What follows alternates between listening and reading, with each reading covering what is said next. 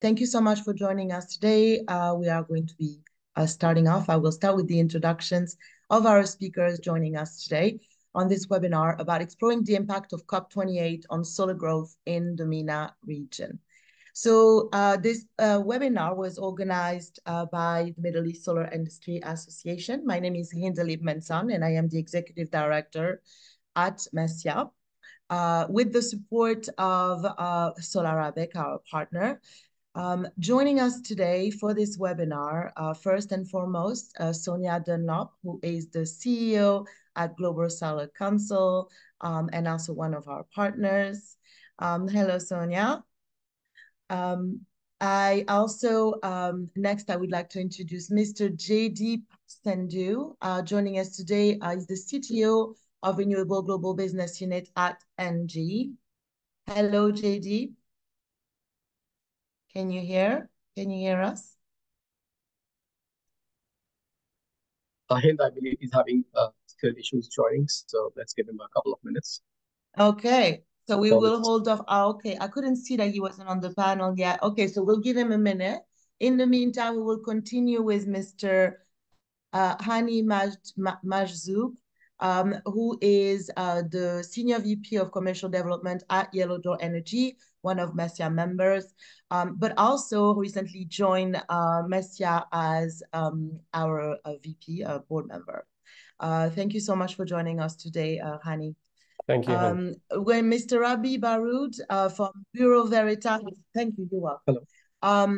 Mr. Rabih joining us today, Power and Utilities Director at Bureau Veritas. Hello, good morning. Good morning, Hende. Good morning, everyone. Good afternoon. Hi. I think we will start. I will finish this with our moderator for today, who also recently joined MESIA as our president, and also acts as the executive vice president at Aqua Power. Mr. Fazle Quazi, hello. Moeen. Hi, good morning. Good morning. Assalamu alaikum. Pleasure afternoon, to join. Actually, really. Afternoon here. Yes, exactly. Yes. Okay, so let's exactly. Sure. I'll hand this over to you. Right, thank you. Apologies, ladies and gentlemen. We have one of the key panel speakers, Jaideep Sandhu, who's having a bit of issues joining in. So we will bear with him for another 1 or 2 minutes. But in the interest of time, let's move on and let's kickstart this discussion. So welcome everybody, and thank you very much for joining. I'm very excited to host this as a moderator for this particular webinar. So greetings once again to the members online and the panelists. I believe the World Leading Energy Transition Program has been launched where the COP28 was held in Dubai last year in December. This is the second time that the GCC country has hosted the COP meetings, and clearly steering the vision and the commitment that the GCC nation is having towards the climate change. Now, it was quite a success amidst some of controversies that we will touch base upon as well. The participation spanned about 200 countries globally, with more than 200 exhibition companies, 200 nations and more than 200 exhibiting companies, including a ticket holder of about 100,000 during the 13 days of COP28. More than 118 countries have pledged on the transition to triple the generation to 11 terawatt by 2030 and to improve the efficiency twofold from what has been last year. So without further ado, I would like to open the first topic of discussion, that is policy deep dive, analyzing the key COP28 decisions affecting solar in the Middle East. What has been the immediate and long-term gains? So on this aspect, I would first welcome Sonia Dunlop to speak from her global perspective and what she perceives globally before we step into and talk about details in the Middle East on COP28 impact. Over to you, Sonia. Thank you so much, Fazle. Thank you so much, Hind. My name is Sonia Dunlop. I'm the CEO of the Global Solar Council, the World Solar PV Industry Association, representing every part of the PV value chain, from polysilicon refining to project development to end-of-life recycling, and every segment of the market, from utility scale to rooftop, all the way to off-grid solar. And representing every part of the world and really uniting the global solar industry. I want to say thank you to Messia and to Hind and to Fazle and all my other panelists for organizing this webinar. It's a real honor to be here to speak on behalf of the Global Solar Industry Association. And I want to say a huge congratulations to everyone who was involved in COP28 Dubai, because I really think it was the biggest COP the renewables industry has ever had, with the agreeing of the first ever global target for renewables, the tripling of renewables target, and of course the doubling of energy efficiency by the end of the decade, which sets a direction of travel at global level and sends a market signal to the global financial services sector, who now know where they need to put their money if they want to win in the long term, and to the global real economy and energy utility sector, who also now know the global direction of travel. And it was a really important landmark moment. Of course, it wasn't just the tripling of renewables target, it was accompanied by the commitment to transition away from fossil fuels, almost even more symbolic given where we agreed it, and a specific mention of solar PV and storage and wind as the key technologies for the energy transition. So the message is clear. I think what we need to now think about is what's the next step. How do we deliver the tripling target? And in terms of solar PV, the deployment forecasts at global level between now and 2030 are really very positive. So we, in terms of the Global Solar Council, we use a lot of the data that comes from Bloomberg New Energy Finance, Global Market Outlook by Solar Power Europe, and we think in a high scenario in the Global Market Outlook, in a high scenario with the right enabling conditions, we can get to 8 terawatts of total installed capacity by 2030. So, a huge proportion potentially of the 11 terawatts. And so I think we need to start thinking about an energy system of the future with solar at its heart, and think about what are the barriers that we need to still resolve, and also what are the enabling technologies around that in order to really ensure maximum grid integration, and what is the right balance of solar and storage and wind and demand response that we need in order to maximize the decarbonization of the energy system. I think there are 3 things we need to do in terms of making sure that solar can reach its potential as part of the tripling of renewables target. And that is, we need to reduce the cost of finance for solar PV all around the world, in rich countries and in poor countries, for large scale and small scale, even pico solar, tiny scale. And we need to address the grid congestion problem and the grid challenges all over the world as well. And we need to really put these issues at the top of the political agenda at COP29 Baku for finance, and probably at COP30 in Belém for grid issues. And then we also need to standardize as much as possible the way we do solar across the Middle East region, across the GCC region, but across the world, to make it as easy as possible for investors to put their money into the projects. And that is why we at the Global Solar Council will soon be launching a new project on the standardization of skills certification and training to make it even easier for to reduce the cost of doing business in solar. But back to you, Fazle, and keen to hear what the others have to say as well. No, thank you, Sonia. Thank you so much. From the global perspective, I think you mentioned the key challenges, implementing.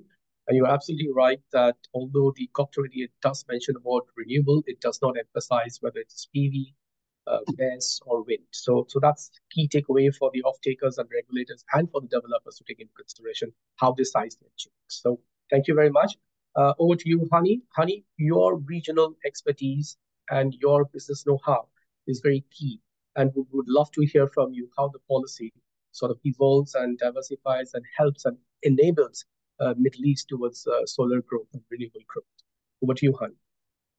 Thanks for the introduction, Fazil, and fellow panelists. Really appreciated. Maybe a very short introduction about myself. My name is Hani. I have a lot of experience already in the wind energy business, solar, battery energy storage solutions, electric vehicle infrastructure, and most recently also with Yellow Door with solar leasing. So we provide basically distributed solar power, and we sign solar leasing agreements and PPAs with commercial and industrial customers. Now, to touch upon the different technologies that we're currently using, our bread and butter is basically solar for the time being, but we're also looking into diversification and also providing different technologies, as mentioned, like battery energy storage solutions, and of course, electric vehicle charging stations. So one of the biggest issues, like we've already talked about tripling, the renewables. Of course, this requires not only one technology, so solar will be one of the solutions, but obviously we would need also to complement that with wind, and also with battery energy storage solutions. There was a very nice white paper which was published by Tesla, showcasing their master plan 3, they call it, talking about how much renewables do we need to power the whole civilization, and it's about 30 terawatt. So the COP28 targets, which is 11 terawatt, is in line with basically about a third of what we would need to fully power all of our economy using solar, wind, and battery energy storage solutions. Battery energy storage should be about 240 terawatt hours.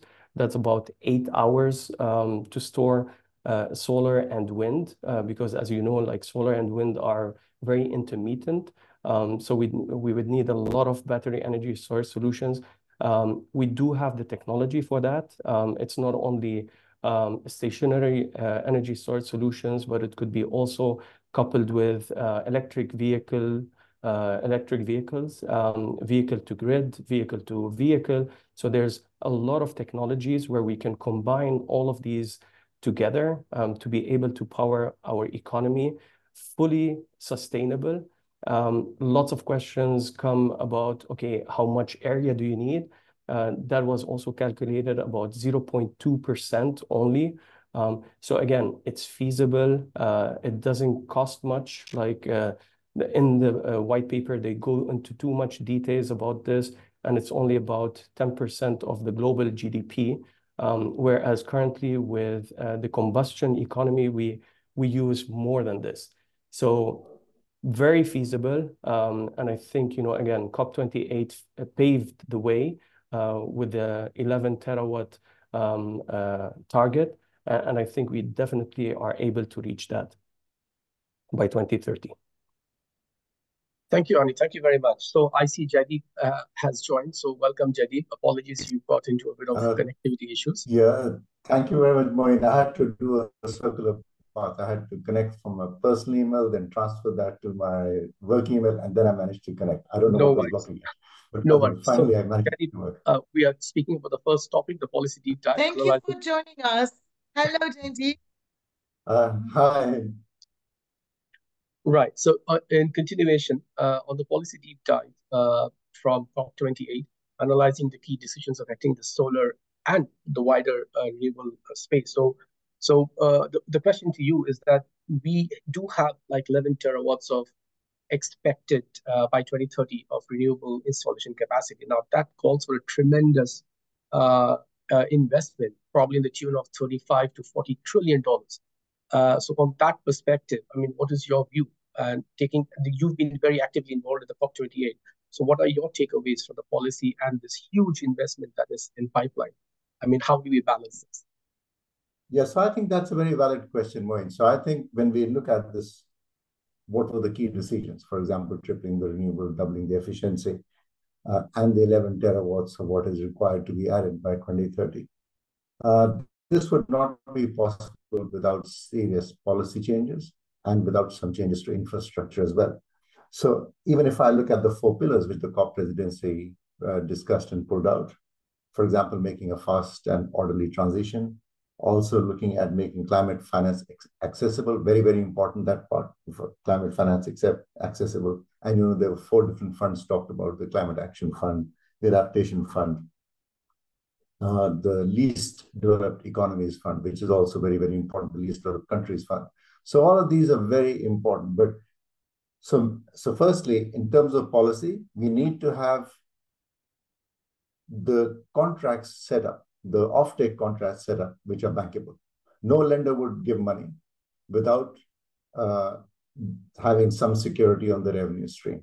So as we add more and more renewables, particularly given the marginal cost of renewables being close to zero, whether it's solar or wind, this would definitely require some form of commitment, whether it's in terms of payments made for curtailments, whether it's in terms of capacity payments or whatever. So that needs to be looked at. Of course, in many countries, there is a rising demand as well. So there's a combination of what could be done. The investment not only needs to be made in generation, the policy changes also need to be driven towards the transmission and distribution infrastructure. So if you do not have grid connectivity, there is not much you can do. Of course, you have the possibility of doing some residential or commercial industrial rooftops, but that would not cover the gap of what we're talking about. So it's very, very important to get that infrastructure support financing and mechanisms as well. Likewise, also to make sure that we are taking the best use of the infrastructure, some policies will also need to be driven for a regional concept rather than a country concept, which means that you need to look at interconnectivity between different countries. So having grid connections between different countries, which also requires policy support and alignment of grid codes. You know, the GCC grid is there to a certain extent, but it needs to be vastly expanded if you had to do this more properly. So, and then last but not the least is also, we would require some very serious consideration and clarity in policy on how ethics and compliance would be dealt with, including that of local content. Because if each country wants to do local content, it may not be possible, but on a regional basis, it's possible, with components being fabricated or manufactured in different countries. So the policy really has to look at how do we actually, so this is another pillar, by the way. So another pillar discussed was, as part of the energy transition, how do we make it reliable? How do we make it improve the lives? And how do we improve livelihoods? So all of this is connected and certainly needs to be looked at a wider perspective. And think beyond country, think about region, think about the necessary support which is required to make the investors and lenders comfortable in the new policies which will come out. Thank you very much, Jaideep. I think those are very, very key points. So thank you, Sonia. Thank you, Hani, Jaideep. I think those are very, very important points that we are touching base today. So finally, moving on to Rabih. Rabih, you've heard all the other panelists speak. What would be your summary or takeaway on the regional policy in Middle East, per se? Great. Thank you, Fazle. I would like to thank Smacia, Solar Arabic, everyone for this invitation. My name is Rabih Baroud. I'm a renewable expert. I'm in this region since 2008. I'm coming from Bureau Veritas. We are a French-based company, almost 200 years old, TIC services, so testing, inspection, certification, plus technical advisory consultancy services.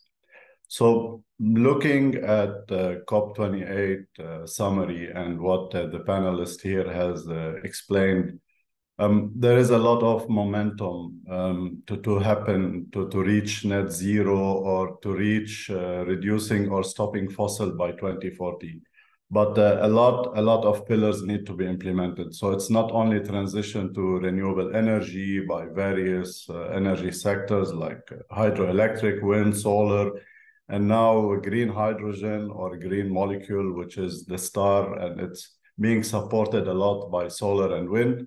It's also to decarbonize the energy sector itself, to have more efficient power plants, updated ones, energy friendly, also to optimize the energy efficiency, which is one of the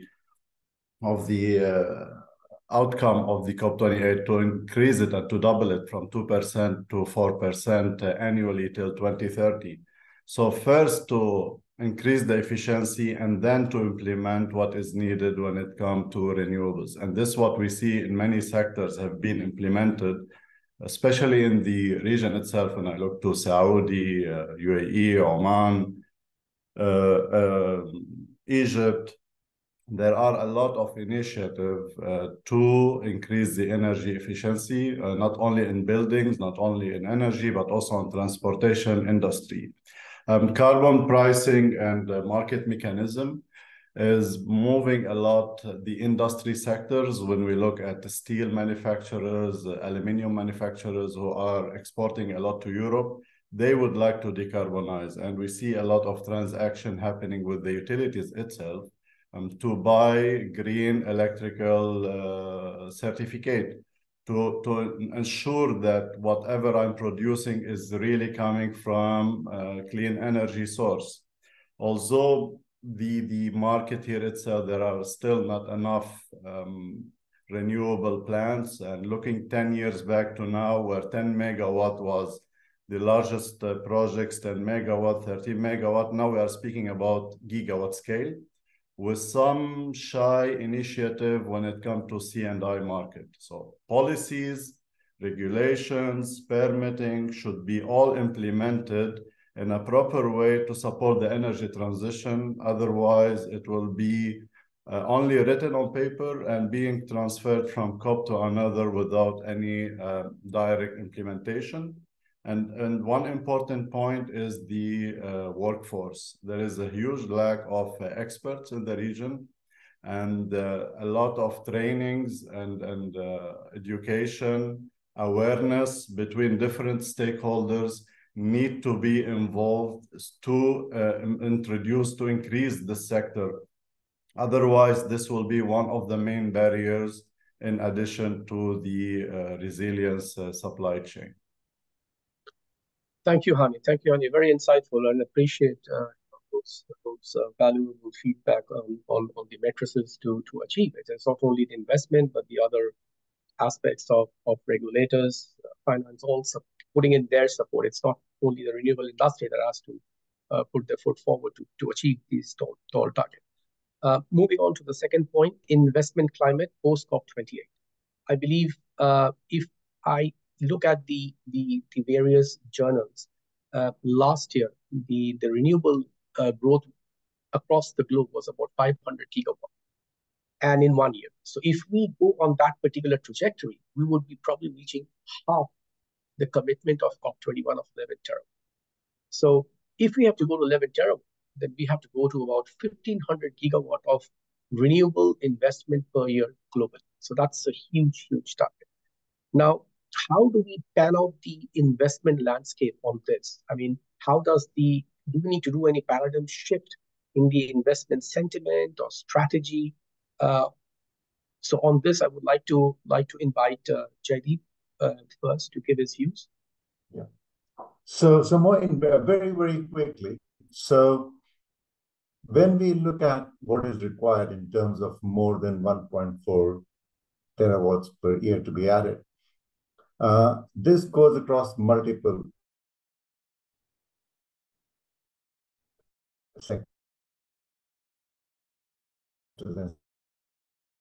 sections of the power industry. It ensures active development of some new technologies, especially in battery storage, most probably, if we want to get to that scale. And on top of that, we need to make sure, as I said before, that we have the grid infrastructure, we have the trained manpower to build, install, and upgrade these facilities. We also manage the contracting structure appropriately to ensure that there is the attractiveness for the investors to put money in. I mean, I can say with first-hand experience, a lot of the development financial institutions, the MDBs, are willing to lend money to Africa. They're quite happy to lend money to Africa. They're looking at opportunities to lend money in Africa.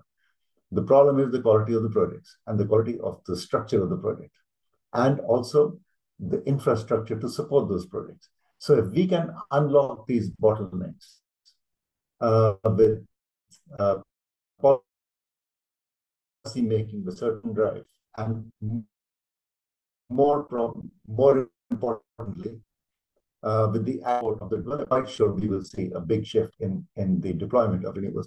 I mean, if you look at the whole of Africa, which is over 1 billion people, and perhaps the fastest rising in terms of consumption, also where you will see a lot of industrialization take place, cement manufacture, steel production, etc., to spur the growth in Africa. That is not possible without the power industry and the energy sector to evolve in Africa. And to make that happen, it requires all hands to the pump. It requires every single aspect of policy making, of manufacturing, of investment climate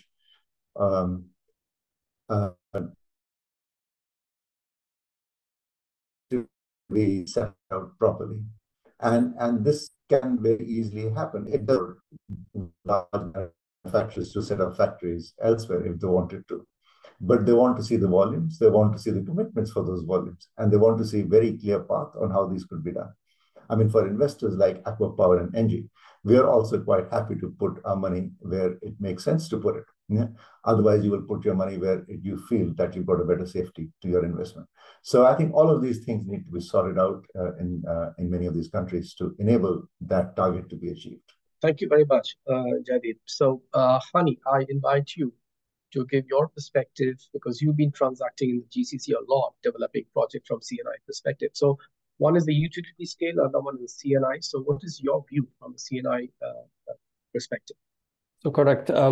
Thanks, Fazle. So we basically are trying to bridge this gap at Yellow Door Energy, where we would come in and offer our commercial and industrial customers PPAs or lease agreements with a tenor of 20-25 years, where they do not need to basically have an upfront cost. They don't need to spend CapEx at the very beginning. So what they need to do is basically pay on a monthly basis. And this is usually lower than their current utility bill.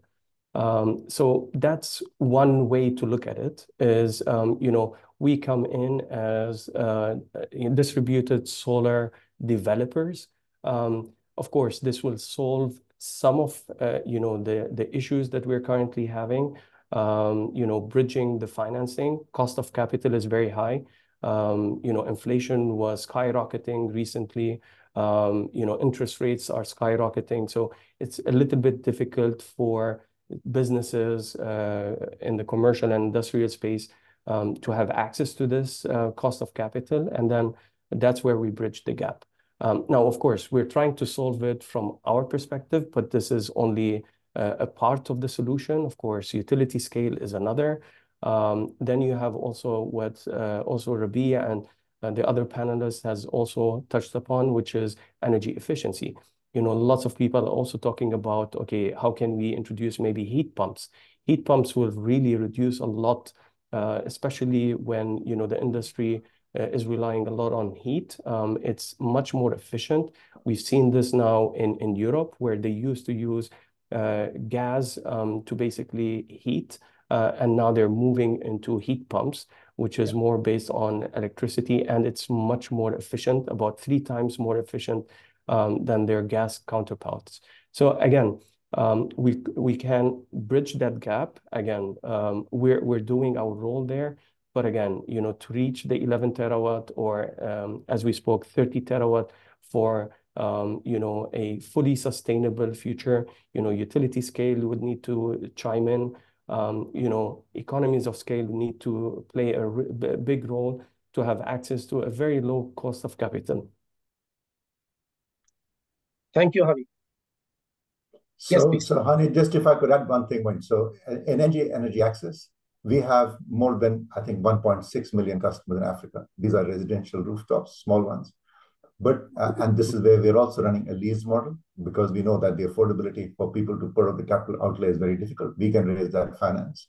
And then we charge a leasing fee pretty much. So it's a solar PV panel with a battery, really sized based on the consumption pattern of the individual customer. So it's not completely different customers. But the fact is that these 1.4 million customers add up to 300 megawatts. So if you're looking at the 11 terawatts, the rooftop residential sector is a small piece of the pie. It does help to address the issue of energy access to a certain extent. It doesn't help to achieve the targets for decarbonization. Correct. On a large scale. Yeah. Thank you. Thank you very much. I think that's quite good information on rooftop, especially in countries like Africa. Sonia, moving on to you.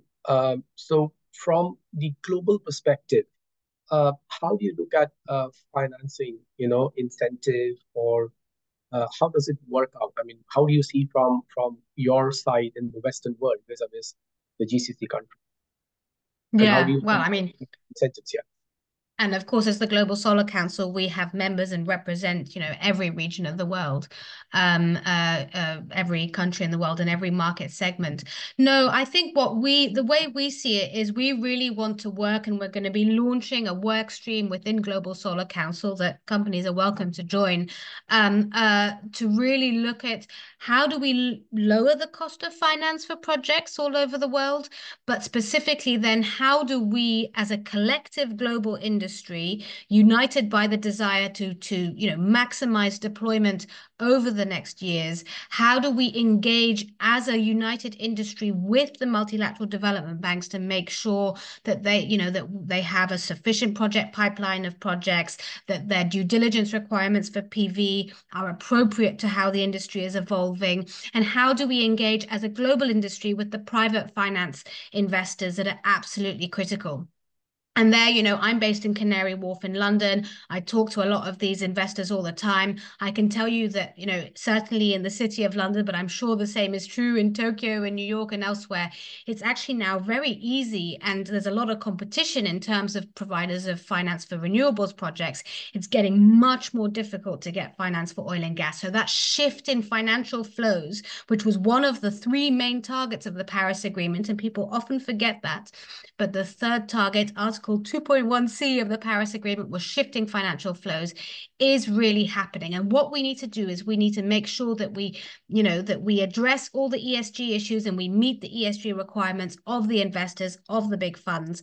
We work with the multilateral development banks like the World Bank, like the Islamic Development Bank, like the African Development Bank, to really make sure they are providing the guarantees we need in order to mitigate the key risks that we are facing: off-taker risks, currency risks, policy risks, all the different kind of risks that are pushing up the LCOEs and the cost of capital of these projects. And then we need to standardize, because we have to remember that compared to other technologies and other renewables and other energy technologies, even a 1 gigawatt PV project is still a relatively small project compared to, say, I don't know, an offshore wind project. And so in order to make our projects appealing to investors, we need to standardize as much as possible and then be able to bundle them into portfolios that then meet the ticket size requirements of some of these big financial players. And here I want to pay tribute to ENGIE and all the work that ENGIE has done over the last 10 or more years, even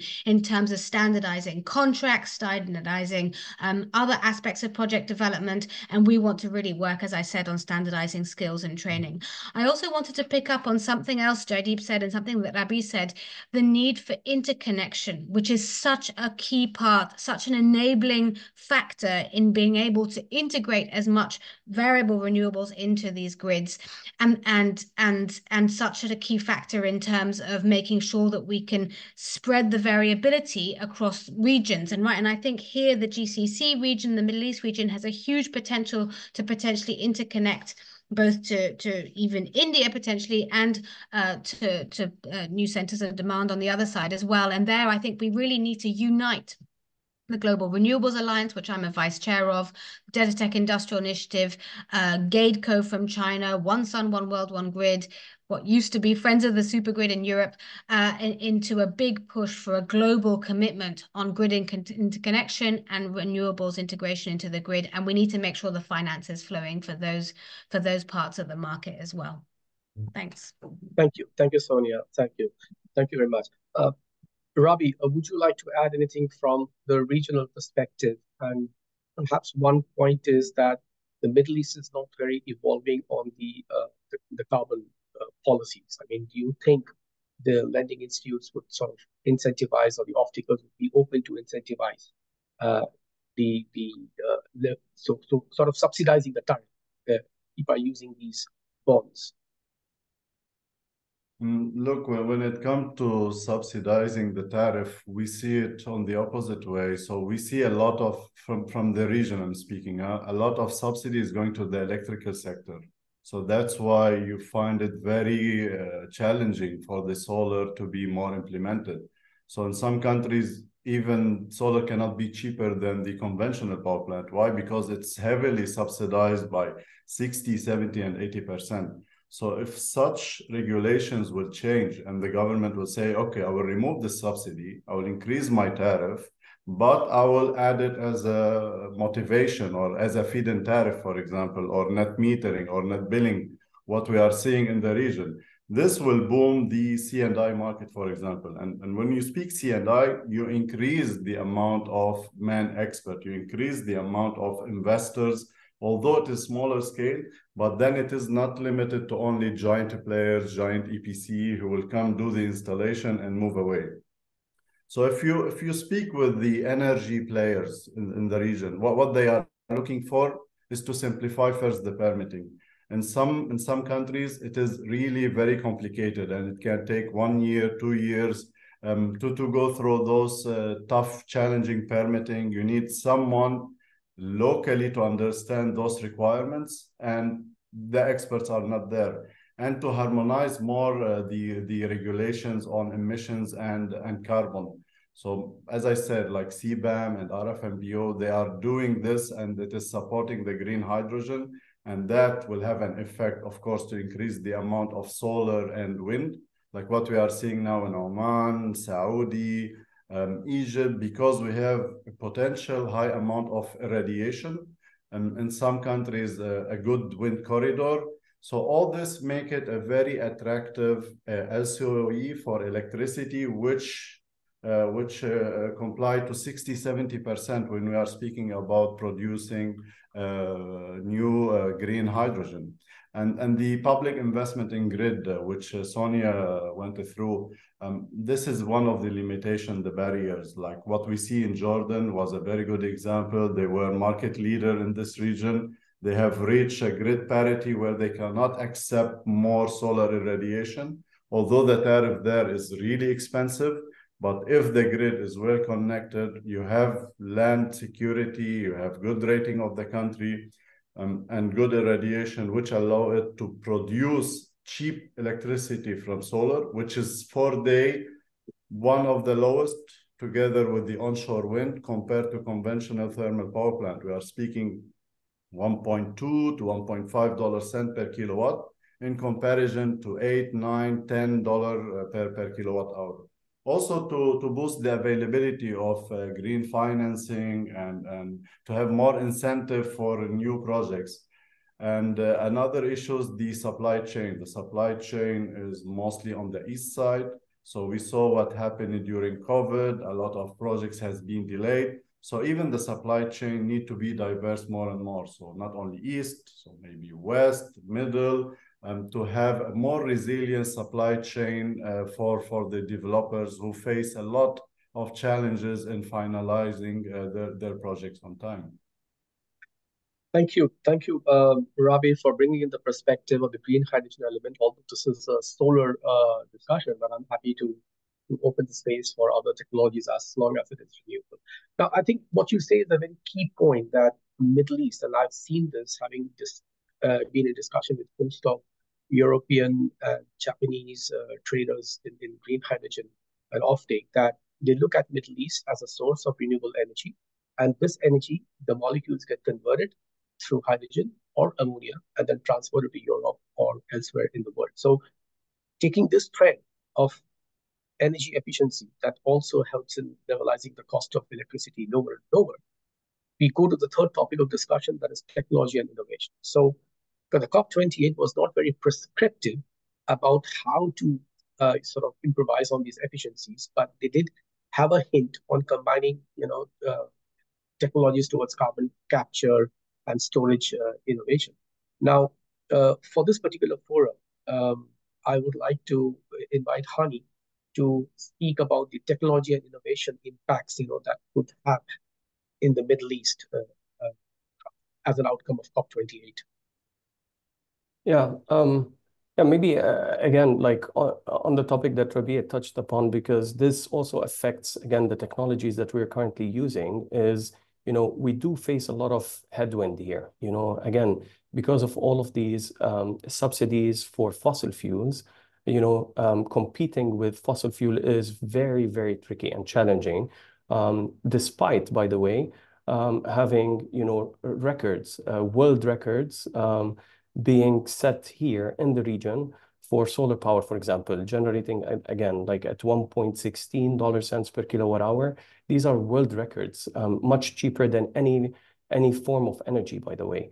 But, if you don't have the legislation, if you don't have, you have actually headwind, because you're competing with fossil fuels that are heavily subsidized, this becomes a little bit tricky. Now, to answer your question on the different technologies, it's basically, I would say we're already implementing BESS, for example, so battery energy storage solutions.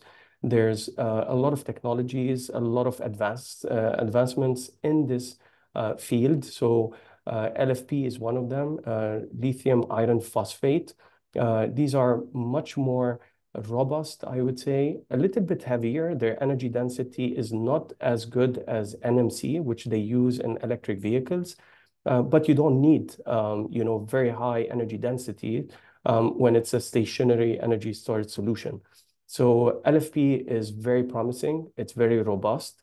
A lot of cycles. It's able to sustain. It's also cheaper. So from all different perspectives, I think LFP is a very promising technology. Another technology is super capacitors. Lots of people are talking about it. Lithium is chemistry-based, whereas, super capacitors, they last much longer. They're much quicker to charge and discharge. But again, the problem there is still they didn't reach the energy density of LFP and NMC. Still a little bit more expensive. But yeah, I think with a lot of advancements in graphene, they have, reached a very competitive, I would say, product. Not yet available for the mass market because, again, very expensive at this stage. But very soon, I think it will become a technology that we would see. Then you have, of course, AI. We're looking into AI in most of our install base, looking into how do we improve predictive maintenance, for example, the digital twin. There's so many things that we're looking into AI and EMS. How do you integrate different technologies, solar, battery energy storage solutions, so hybrid solutions, wind. They use it also in the UK for auto bidder. So to know when to bid, basically. So lots of advancements in AI, and I think this is a really very big one. Then robotics, we're looking into also robotics, which is usually not an issue, by the way, in Europe and in Asia, where they don't have as much as we have dust here. So we have a lot of what we call soiling. That's why we need a lot of, innovative solutions, especially with robots to clean the panels, sometimes very regularly, because despite having, lots of sunshine, we have this fusion reactor, and we always have it shining here in the region. The problem is very high humidity, a lot of, again, dust, very high temperatures, which also affects your solar panel efficiency. So in this case, yeah, we really need to use a lot of these robotics, and we really need to use them very efficiently, especially when, the bigger the power plants, the more challenging it becomes. So these are, again, some of the technologies we're looking at: AI, robotics, battery energy storage solutions, again, electric vehicles, electric vehicle charging stations. again, lots of technologies. We just, I think the solution, I always say, it's a combination of all. It's not only one technology that would be winning here. It's, I think, a combination of solar, wind, even pumped hydro, battery energy storage solution. Hydrogen will be in the mix, electrification, very big one, as I mentioned, also heat pumps. So lots of technologies to look forward to. Right. No, thank you. Thank you, Han. Just to add to what you said on the solar PV modules, nowadays we have the introduction of HJD panels, which has got about 3 to 3.5% of higher generation from the top one. And on the wind, I've seen myself in Aqua Power doing the various bids in CIS country in Africa and the Middle East.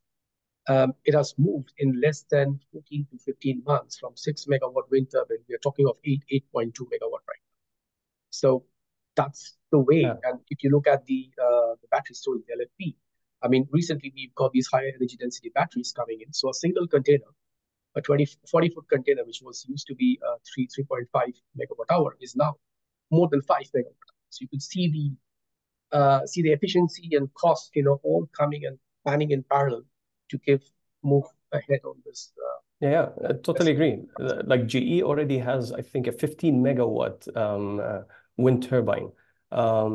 Solar panels, there's already solar panels, by the way, above 40% efficiency, but they're just, again, not commercially viable. They use them in space, and that's why we need to wait a little bit until this technology becomes, because of the economies of scale, they become more commercially viable. But again, the technology is there. Right. So thank you very much. I believe we have another 10 minutes. So my apologies. The discussion is just so interesting and can go on and on. But my apologies, I have to sort of cut short this so that we are on time and also able to address some questions that come from the panel. So on the last one, the market adaptation and growth strategies, on this, what would be the insight on how to boost growth and how to adapt to the varying market strategies? So on this, I would like to invite Jaideep and then Sonia, if you could briefly, Jaideep, if you could take this point, and then followed by Sonia. So thanks, Moin. So very briefly, I think when we also look at everything we're talking about, we need to think about sector coupling rather than just focusing on the power industry only. So what I mean by that is there are other forms of energy storage. District heating and cooling. For example, you can put excess energy there. The flexibility of hydrogen production facilities of power, I think which need to be looked at to get the maximum possible benefit by adapting the entire market and the different interfaces which each of the industry faces. And this will also require some support from policy. I believe I have some connectivity issues. Let me turn off my camera, it might improve. So I think this is where we really need to look at it from a global energy sector perspective rather than just the power sector perspective. The second bit also there is that if everybody just thinks about hydrogen export, we really need to make sure that they're also consumers. So the problem with hydrogen today is not so much the production of hydrogen. There are factories which can be set up fairly or leveraged up pretty quickly to produce more. The issue really is about producing it at a cost at which it works and at a cost at which customers are willing to pay. So it needs focus in the industry. Where do you get your best bang for the buck? So if you start focusing on hydrogen production, for example, for fertilizer, it is very sensitive to food pricing, which has other connotations around it, especially in terms of the way states look at that cost. While if you look at it in steel manufacturing, the cost increase in steel, which itself is a raw material in production of something else, on the final product, the cost impact is quite small. And that could be offset by, let's say, some form of tax rebates or something. So we have to look at things in a very different way for the whole market to work collectively. Thank you, Jaideep. Thank you very much. I think quite important elements on the green hydrogen that you mentioned. I fully agree on the offtake. And who would be the potential buyers. Sonia, finally, from you, what would be your takeaway from this element, strategies to adapt in this evolving landscape? I think we need to be constantly looking into the future to see what are the challenges that are facing us as a solar plus storage, renewables industry, and thinking ahead and preempting those challenges as to how we can address them. And they're like curtailment, cannibalization. We need to be constantly thinking, pushing for that flexible demand response, the maximization of storage, of interconnection, and all the other enabling technologies and solutions that allow us to avoid some of those challenges in the future, not to mention, of course, the geopolitical challenges. And talking about geopolitics, I know someone in the question and answer section has asked, what can we expect for COP29, COP30, COP31? Well, COP29 this year will be in Baku in Azerbaijan, and there'll be a big emphasis on finance, as I mentioned already. COP30 will be in Belém in Brazil, and there will be an emphasis on grid. So that is a really big opportunity to make sure that we are really calling as a global solar industry and a global renewables industry for the transmission and distribution infrastructure we need. There will also be a big emphasis on just transition and the social aspect of the climate transition and the global equity of the climate transition. And so we need to be doing our bit to make sure that we are part of a just transition as well. And then COP31 will almost definitely be in Australia. So a big moment to show that coal to clean transition, and a big moment to hopefully, I think, if I had money, I would bet on the commitment to completely phase out all fossil fuels being in place by COP31, Australia, possibly in Sydney, possibly somewhere else. So that is what we're expecting in terms of the diplomatic rhythm in climate diplomacy over the next years. And it is absolutely critical that we as the solar PV industry, with support of organizations, fantastic organizations like MESIA, take our seat at that policy-making table in both the negotiations and the real economy COP and make our voice heard. I also see the question from Saeed Mohtadi there about whether we have any plans to engage with hard-to-abate industries and encourage them to invest in renewables. Absolutely, we do. So one of the things that came out of COP28 Dubai was the Industrial Transition Accelerator, and this really answers your question in a way around how industries can adapt, Fazle. The Industrial Transition Accelerator, and we are pushing inside that coalition for these big hard-to-abate industries also to be considering about sourcing their power and their heat from renewable sources, part of the kind of corporate sourcing movement around the world that has been led by Google and Microsoft. And we are engaging also with the resource platform, which is more and more spreading around the world, to support the development of corporate power purchase agreement markets around the world, which is becoming a huge driver of projects, I'm sure, including some projects at Aqua Power and so on, in key markets. But we do need an element of liberalization of electricity market design in order to really make sure that all the different types of corporate sourcing, including putting solar on the roof or on land and doing a direct wire to the actual, cement or steel installation, are options for those big power consumers. Thanks. Well, thank you, Sonia. Thank you very much. And I see there's a question in the forum. Can we expect any carbon policies in the Middle East anytime soon? As of now, there is no such structure on structuring a carbon policy. But I do know that there are certain off-takers in the Middle East, for example, that I'm aware of. NEOM is happy to take some of these carbon, are able to procure the carbon from the neutral carbon from NEOM per se, the green hydrogen project that Aqua Power has been doing. So there are some, but not so much, prevalent or as standardized by the regulator or the off-taker. So, but there is something, and I'm sure that moving forward, this will be structured going forward. Now, I believe the discussion has been quite invigorating, quite knowledgeable, and a lot of discussion, a lot of pointers being provided by the key speakers. Thank you very much for that. On a concluding note, whether the COP28 was a success or had it had its bouts of controversy, because it was in the oil nation and there were some controversies moving around.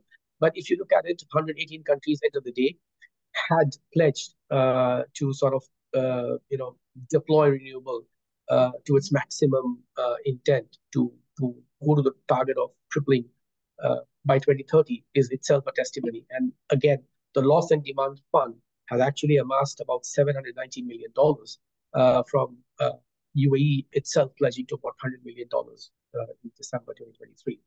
So on that note, we will have a mix of wins and gains, but I believe the way the world is moving, the awareness and the commitment from the Middle East, from the world, and also from all the off-takers, regulators, and the developers is towards the path of neutral carbon emission. And that's the way we keep a legacy for the future world. We give them a world that is livable and not stormed by forces of nature overriding our lives. So thank you very much. I hand over to Hind to sort of provide any closing comments.